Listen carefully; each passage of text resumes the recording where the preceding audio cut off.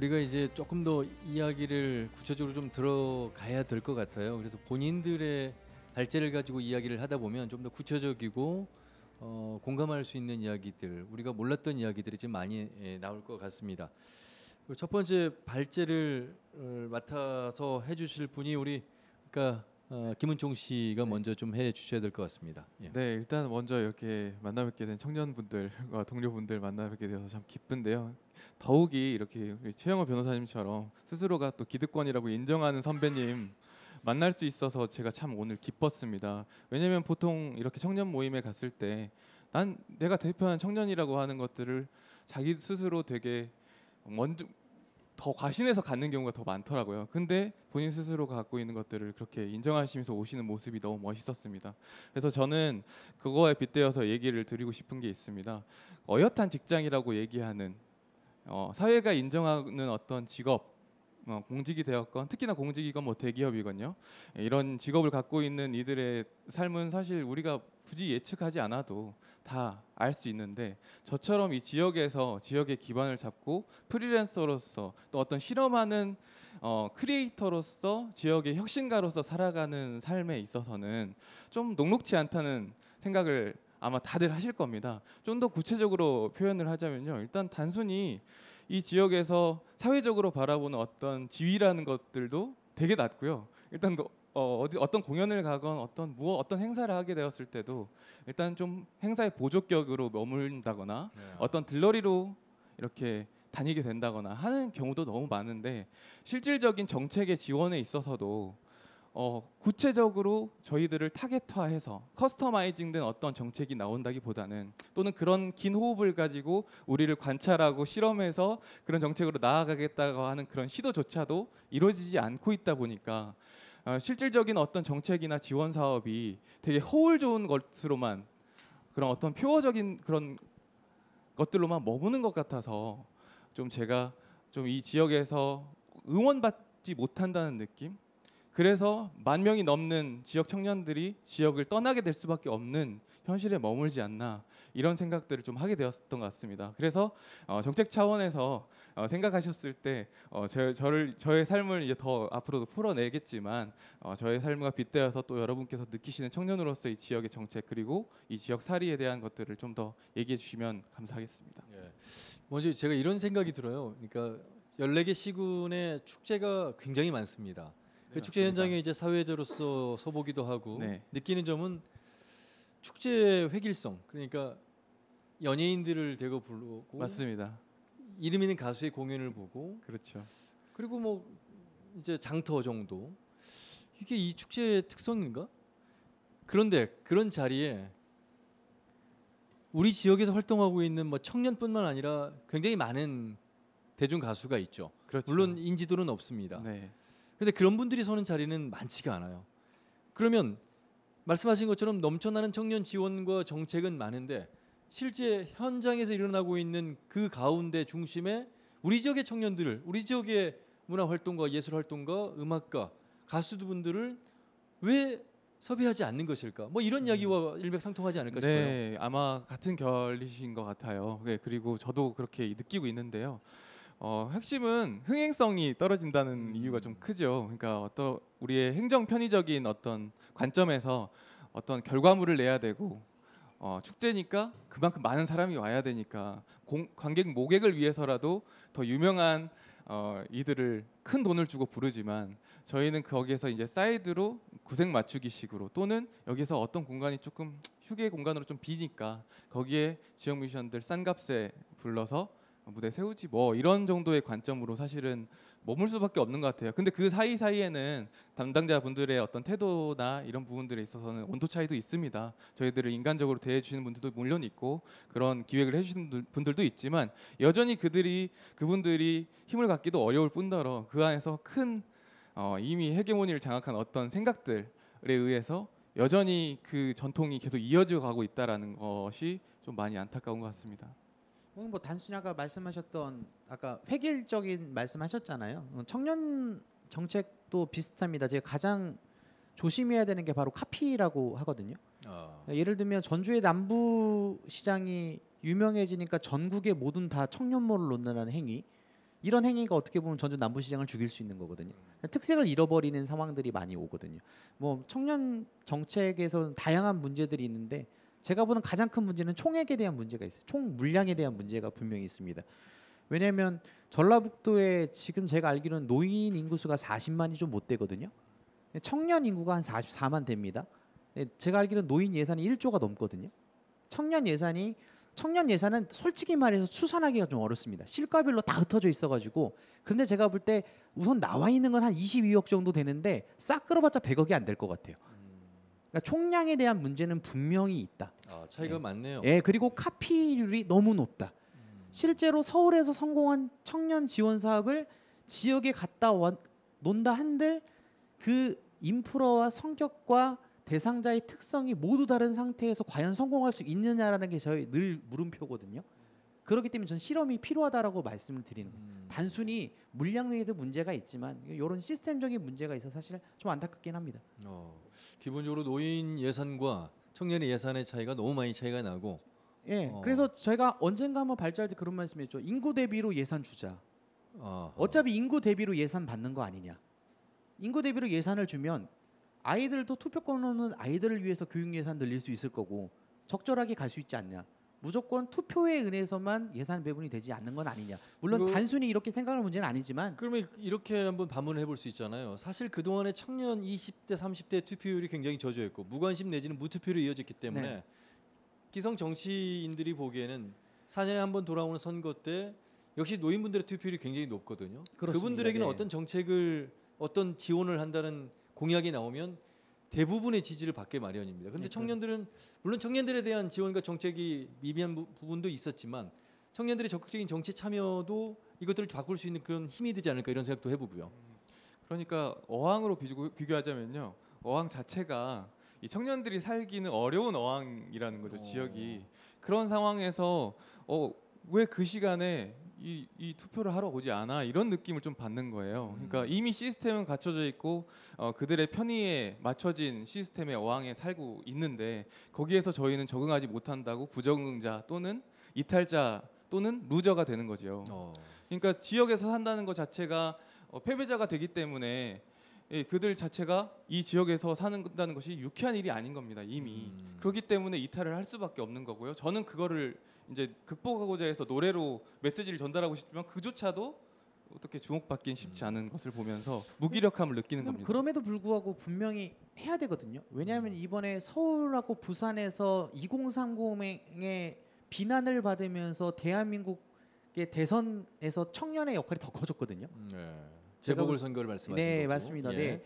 결국에는 정책을 정하는 사람이 사회의 프레임을 정하는 사람들의 마음을 흔들어야 청년의 삶이 바뀔 수 있다라고 생각을 한다면 우리들도 적극적인 사회의 프레임을 바꾸는데 행위에 있어서 집단성을 가질 필요가 있고, 우리도 거기에 적극적인 대응할 필요는 있다는 저는 개인적으로 생각을 하고는 있습니다. 제가 오프닝에서 수도권과 여당, 야당, 청와대에서는 청년에게 확실히 관심을 갖는 정책들을 내놓았는데 지역에서는 그러면 그런 청년의 20, 30대 관심 속에서 우리 지역 청년들은 그런 생각을 하는 것일까? 이런 질문을 드리는 이유는 180만 인구가 무너진 상황 속에서 인구 분포를 아까 말씀하셨잖아요. 네네네. 그런데 예산 대비가 많이 차이가 나고 특히나 뭐 대중음악은 대중적인 장르이긴 합니다만 예산에 있어서는 문화예술의 한 일부이기 때문에 농업 정책에 있어서도 예산이나 이런 부분들이 청년으로서 일을 하기에 그런 약간의 소외감 내지는 예산 차별 차이가 있다고 좀 생각하시는지 두 분의 말씀을 좀 들어봐야 될 것 같아요. 예,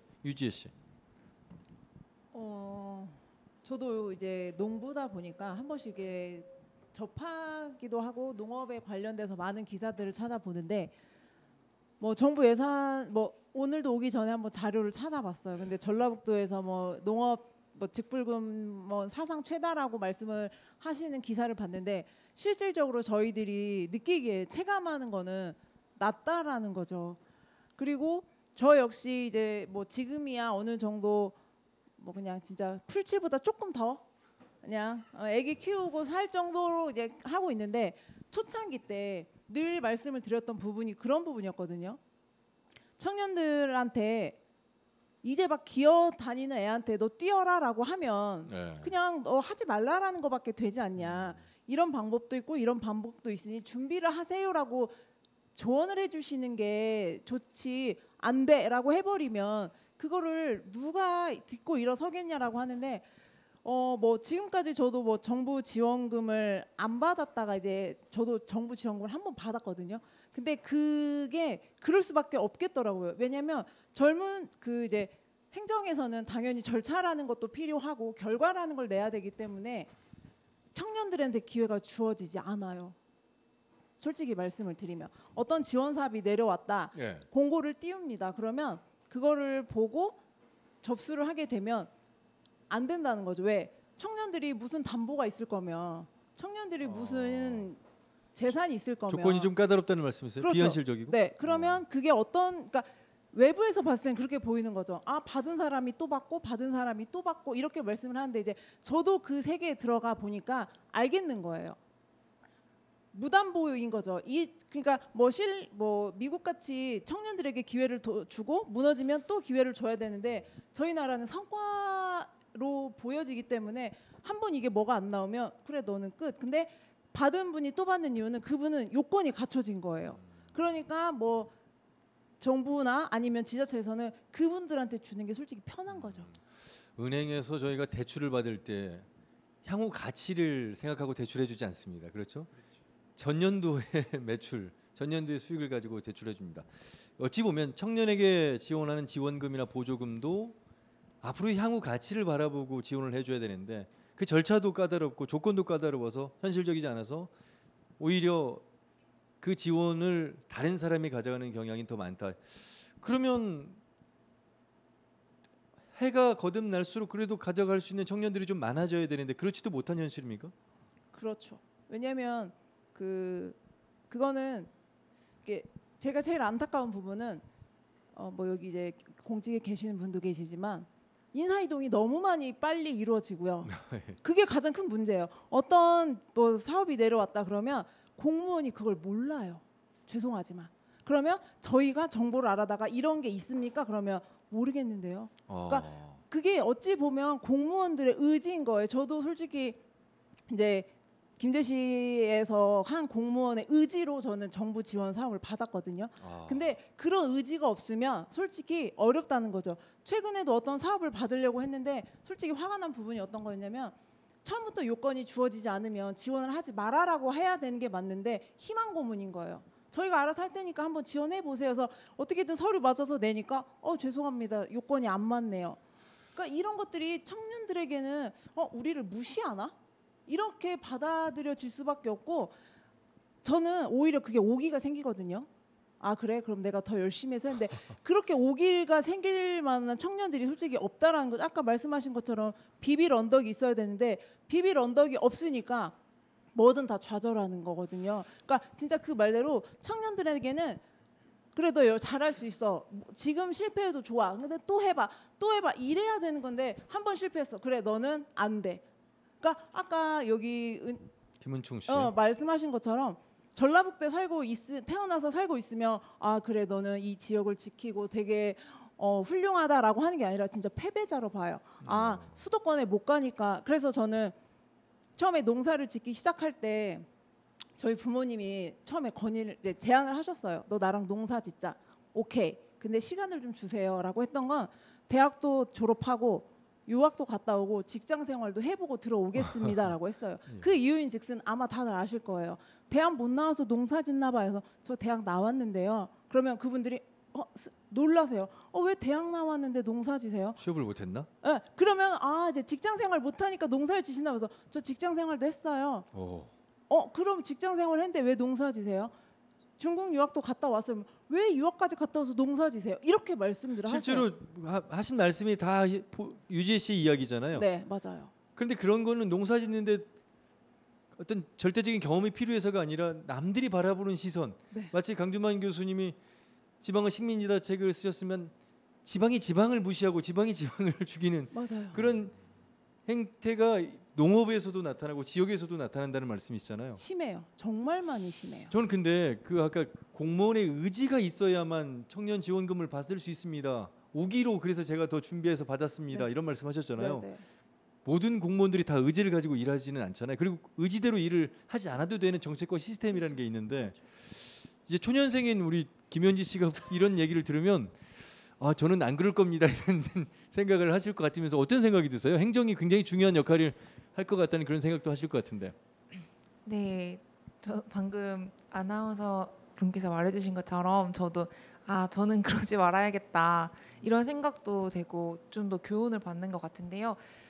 근데 저희가 제가 대표를 할 수 없고 저는 그냥 정말 얼마 안 된 신입 직원이지만 제가 맡게 된 업무에 있어서 더 알아보고 더 준비하고 열심히 제 업무에 임해야겠다는 생각이 많이 드는 것 같아요. 저한테는 진짜 인사이동에 의해서 수만 가지 일을 한 번씩 거쳐갈 수 있는 거지만 그거를 이제 받아들이시고 찾아오시는 민원인분들한테는 이 일이 또 이 사업이 엄청 그분의 삶에 영향을 미칠 수 있다는 생각을 가지고 제 자리에서 책임감을 가지고 열심히 해야겠다는 진짜 마음이 굳게 드는 것 같습니다. 공무원 사회도 많이 변화하고 있죠, 사실. 네, 그렇습니다. 네. 특히 더욱더 젊은 청년들이 많이 유입이 되고 있어요. 그래서 젊은 문화가 공무원 세상에도 많이 유입이 되고 있다는 말을 되게 어른분들이 더 많이 말씀을 하시는 것 같아요.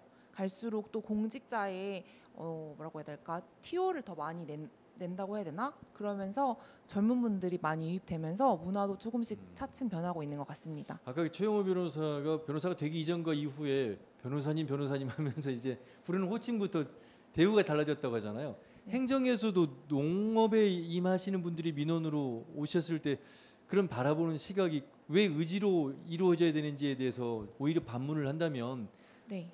직업에 상관없이 어떤 일을 하든 상관없이 민원인으로서 시민으로서 행정에서 바라본다면 그것은 의지에 따라서 이루어지는 것이 아니라 정책과 시스템에 의해서 이루어져야 되는 게 맞는 거잖아요. 그 부분은 공감하실 것 같아요. 네, 맞습니다.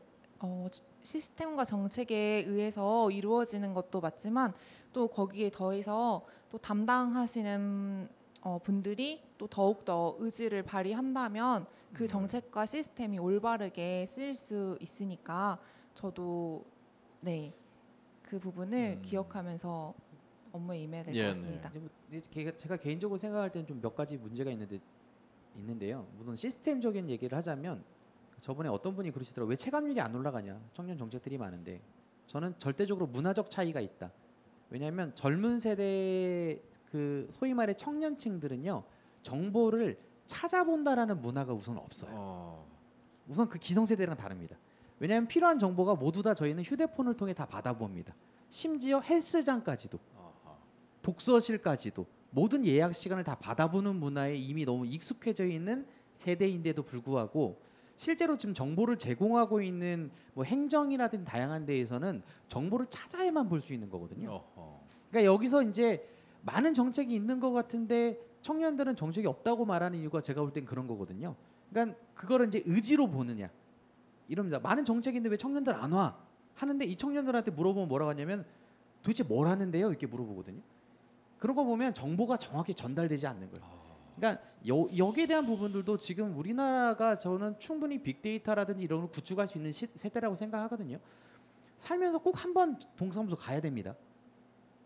언제 가야 되냐면 신분증 만들 때 가야 되거든요. 저는 그때 개인정보 동의 받자라는 거예요.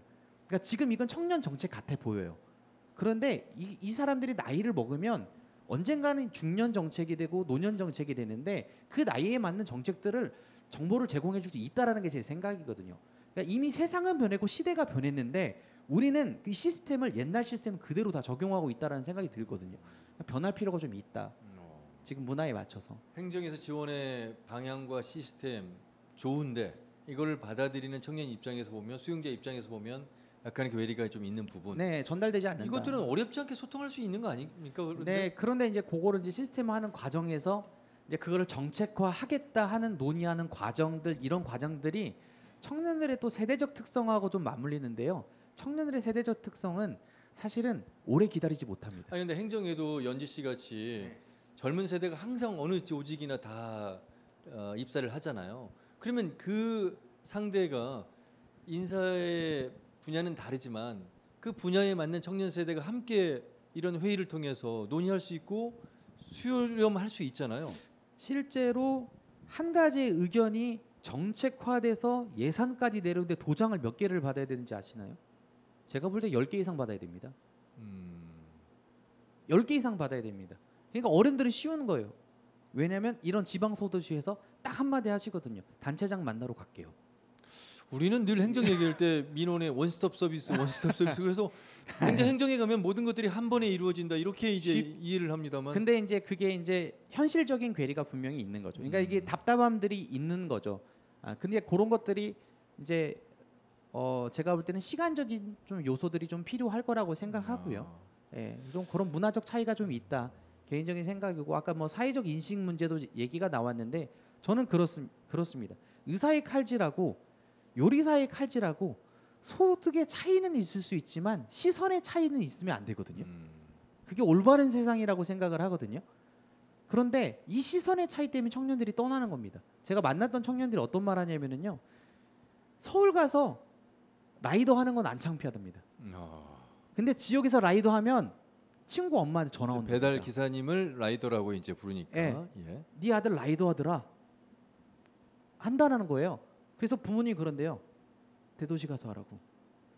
그러니까 이런 사회적 인식이 이런 지방 소도시에서는 한지 걸로 다 알거든요. 마치 홍대 네. 앞에서 노래 부르면 인기가 없어도 뭔가 많은 사람들이 주목받고 있는데 그렇죠. 우리 지역 대학의 앞에서 노래를 부르면 시끄럽다고 하죠. 네, 뭐 하는 거냐고 하고 민원 나오는 거죠. 이제 예를 들면 그런 차이가 있는 거죠. 그러니까 똑같은 컨텐츠를 공유하면서도 어디에 서울에서 하면은 문화가 되지만 여기서 하면 소음이 되는 거고 서울에서 하면은 예술가가 되지만 여기서 하면 실패자가 되는 것 같은 사회적 인식이 아까 변호사님 말씀하셨잖아요. 그런 인식이 청년들을 떠나게끔 만들어가는 원동력 중에 하나라고 생각하는 거예요. 실제로 중소기업을 다니는 청년들을 대상으로 설문조사했거든요.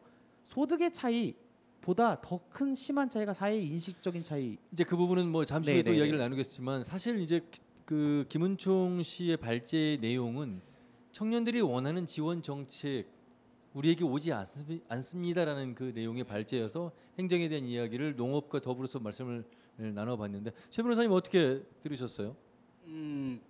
생각해 보면 이제 저희가 우리나라에서 청년이 부조의 대상이라고 얘기가 나오기 시작한 거는 사실 오래되지 않은 것 같아요. 순서를 생각해 보면 이제 뭐 보조금을 주든 어떠한 지원을 한다고 생각을 했던 건 노인 아니면 영유아 그다음에 뭐 여성까지 왔다가 이제 한 트렌드가 10년 정도 된 것 같아요. 청년이라는 얘기가 나오기 10년 정도 된 것 같은데 청년에 대해서는 사실은 좀 논란이 있는 부분이에요. 왜냐하면 청년이 사실은 가장 뭐 그 돈도 잘 벌 수 있고 얼마든지 뭐 체력도 좋고 젊은 나이인데 왜 도움의 대상이 될까라고 여전히 이러한 의문이 있기 때문에 적극적으로 아마 청년들에 대한 어떠한 지원 정책에 대해서는 분명히 거기에 대한 그 모순이나 괴리가 있다고 생각하시는 분이 분명히 있을 거예요. 네. 그러니까 어릴 적부터 이제 초중고 시간 동안 질문을 던질 수 있는 기회를 박탈당한 채 수업을 하지 않습니까? 대답만 해야죠. 네네. 정답만 맞춰야 네. 되고. 예. 그러니까 뭘 찾아볼 이 자기 스스로한테 자기를 탐색하고 질문을 던질 힘이 없는 상태에서 기존 과거의 기성세대들의 사회는 그렇게 해도 됐었습니다. 왜냐하면 그렇게 줄 서면 되고 그 시스템에 따라가고 동조하면 됐고 내 자리가 남아 있었으니까요. 근데 이미 그 시스템 안에서 자리는 다 찼습니다. 그러면 이제 사실상 그들이 은퇴한 자리만 노려야 되는데 그렇기 때문에 우리 청년들이 다들 노량진 가서 공직 시험 보고 변호사 시험 준비하고 그러지 않습니까? 사실상 그 자리에 올라간 사람들은 결국에는 그 밧줄을 잘라내는 겁니다. 그러면 나머지 사람들은 그쪽에 뜻이 없고 다른 어떤 크리에이터나 혁신을 꿈꾸는 청년들의 입장에서는 갈 길이 없는 거예요. 그 사이에서 이미 자기는 어린 시절에 20살까지 단교할 때까지 질문을 던질 시간도 없었는데 뒤늦게 질문을 던지고 내 인생을 이렇게 살아야겠다고 생각을 했는데 벌써 30줄에 접어들어 있는 거죠. 그런 상황에서 무언가를 찾으려고 하면 사실상 이미 사회 인식에서도 배척받고 패배자로 이미 낙인 찍혀 있고 그렇다고 변변치 않게 또 다른 친구들 따라서 공식 시험을 준비한다. 이건 결국엔 쉽지 않지 않겠습니까? 그러면 그런 상황인데 대한민국 시스템 자체가 그러한데 그런 기득권을 쥐고 있는 서울 시스템이 그러한데 지역은 더욱 더 그렇기 때문에 이제 강주만 교수님도 지역에서 용나면 안 된다고 얘기하는 이유도 누구 특출한 어떤 개인만이 아니라 다양한 사람들이 다 각자의 생각과 각자의 캐릭터와 색깔을 가지고 혁신을 할 수 있는 시스템을 만들어야 되는데 이미 그 시스템 안에서 우리는 그러면 그 발디딜 틈이 없다는 시스템이 거죠. 서울과 지역이 같다고 했을 때 청년에 관한 방향과 속도나 이런 것도 지역은 좀 더 더디다고 보세요? 그러니까 지원 정책도 그렇고 아무래도 계속 답습하지 않습니까? 일단 서울 스탠다드인 거죠. 서울 스탠다드로서 됐던 사업을 가지고 오는 거니까. 예를 들면 성남과 서울에서 청년 수당 네네. 뭐 용어는 좀 다릅니다만 네네. 전북도 지금 청년 수당이 이제 지급이 되고 있잖아요. 네네. 지금 그 보니까 예술인 수당도 받은 바 있습니다. 최고 이번에. 청년 정책으로 전북에 청년이 뽑은 1순위가 전북형 청년 수당으로 뽑았어요. 혹시 여기 계신 분 중에 청년 수당 받아보신 분 계세요? 없어요? 근데 어떻게 수당을 1순위로 뽑았을까 하는 생각도 들고 어쨌든 청년 정책이나 지원은 보조금은 받기가 어려운데 그래도 수당은 뭐 주기로 한 거니까 조금만 노력하면 해당만 되면 받을 수 있기 때문에 이것을 1순위로 뽑았는지는 잘 모르겠습니다만 수당 같은 것들은 그래도 현실적으로 도움이 된다고는 보시는 건가요? 그것도 약간 뭐랄까 그냥 던져주는 느낌이에요. 그러니까 잠깐 버텨라는 느낌 정도.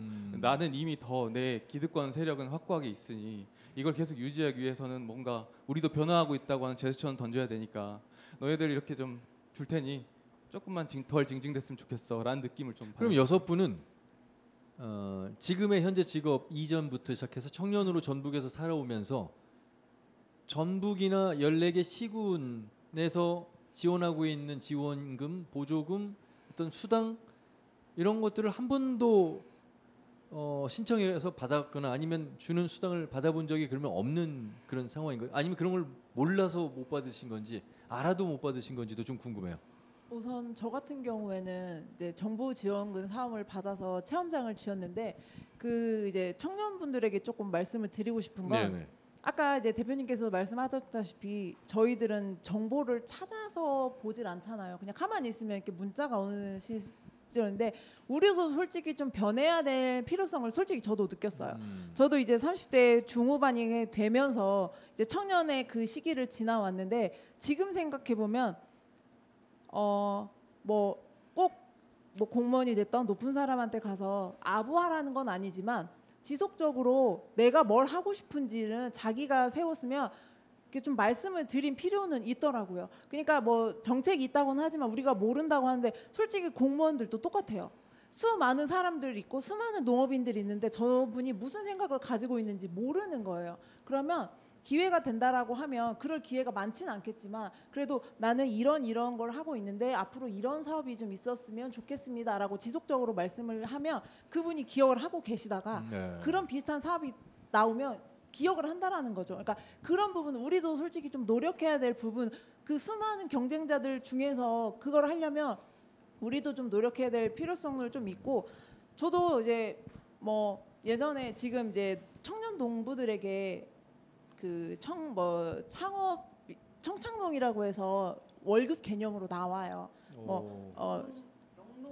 영농 정착지. 근데 저는 처음에 이제 그게 막 시도가 될 때 그 농림부에서 저한테 이제 의뢰를 하셨어요. 이거에 대해서 어떻게 생각하십니까?라고 할 때 저는 그거 반대라고 생각합니다. 이랬더니 왜 그러시냐고 여쭤보시더라고요.